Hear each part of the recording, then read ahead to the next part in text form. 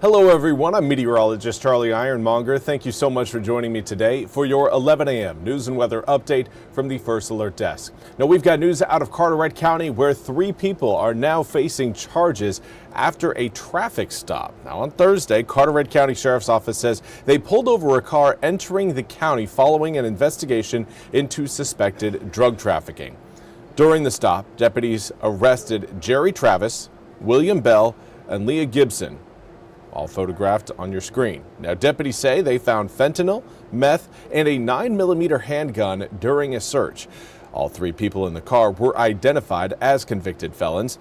36-year-old Travis of Havelock was charged with trafficking a Schedule II controlled substance, fentanyl, possession with intent to manufacture, sell, and deliver a Schedule II controlled substance, which is methamphetamine, and possession of a firearm by a felon. 46-year-old Bell of Beaufort and 37-year-old Gibson of Havelock were both charged with possession of a firearm by a felon. All 3 were taken to the Carteret County Jail. Travis was booked under a $750,000 bond. Bell is facing a $100,000 bond, while Gibson is in jail under a $25,000 bond.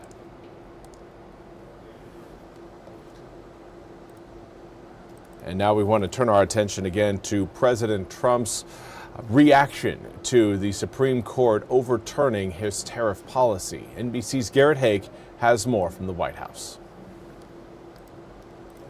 President Trump preparing to address the nation tonight. It's going to be a long speech because we have so much to talk about. On Monday, speaking to a gathering of families of Americans killed by undocumented immigrants, the president previewing possible applause lines. We have a country that's now doing well. We have the greatest economy we've ever had. We restored our border, and that's now totally secure, and our country is at the safest level it's been in many, many years.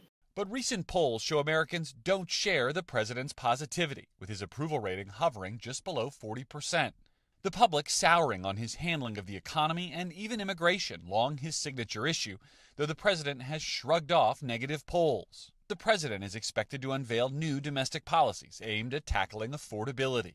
Among them, a new commitment from tech companies to pay increased electricity costs in communities where new AI data centers are being built. President Trump also expected to devote a portion of his speech to foreign policy against the backdrop of a U.S. military buildup in the Middle East as the president weighs a strike on Iran. Dozens of Democrats plan to skip the speech tonight in protest. It's important to show the American public that someone that has led the single most corrupt government in U.S. history, that there has to be action against that. Others will use their guests to send a message, including several lawmakers inviting survivors of abuse by Jeffrey Epstein, and newly elected Virginia Governor Abigail Spanberger delivering the Democrats' response. And again, that was Garrett Haake reporting. We now turn to your weather forecast, and today it's a cool day, similar to yesterday. Winds are going to be a little bit lighter as we head through this afternoon, but we've got plenty of sunshine to go around. You would think that with that sunshine, we would warm up a little bit more than we have, but again, currently it is still chilly outside. Looking at the mid to upper 30s across most of eastern North Carolina, we do have the low 40s showing up in Jacksonville, Beaufort, along with Oriental. Overall, today is again going to be a cool day, similar to yesterday. Going to be staying around 10 to 15 degrees cooler than our seasonal average. A lot of that has to do with the northwesterly wind flow that currently is pushing winds in at about 5 to 10 miles per hour.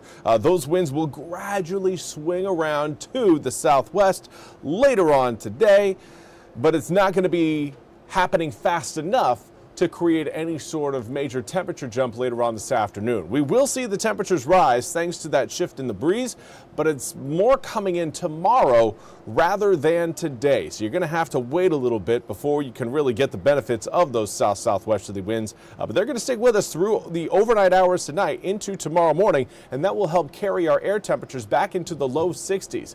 Of course, as we talk about this, we will have a front that tries to work its way near eastern North Carolina. A lot of the cold air won't fully make it into the east because Thursday we're going to have again a stronger push of southwesterly air coming in from the Gulf that will kind of push that cold air out a little bit further, kind of keep it from sinking too far south into eastern North Carolina, and that's going to give us an opportunity for the mid-60s coming up on Thursday.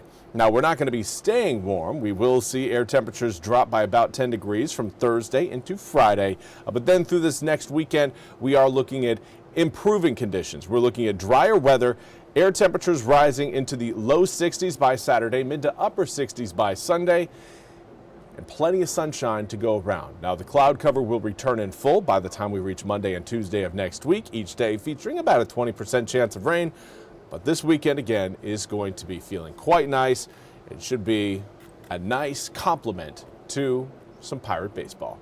Well, that's all we have time for today's 11 a.m. news and weather update from the First Alert Desk. I want to thank you all so much for joining me. We'll be back with more news and weather coming up at the top of the hour. Until then, have a fantastic rest of your Tuesday.